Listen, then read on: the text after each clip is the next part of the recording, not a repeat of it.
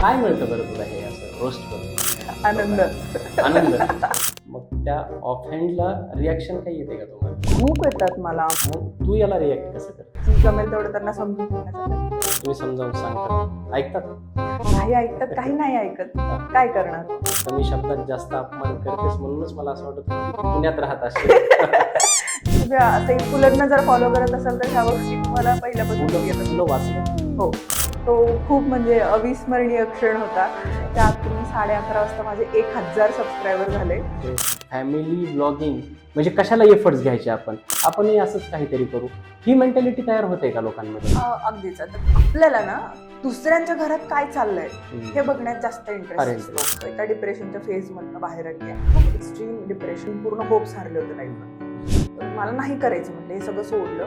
तू त्या डिप्रेशन मधून कशी बाहेर आलीस? तर मी मेडिकेशन घेतलं, थेरपी घेतली, त्याच्यानंतर रेकी घेतली आणि भगवद्गीता.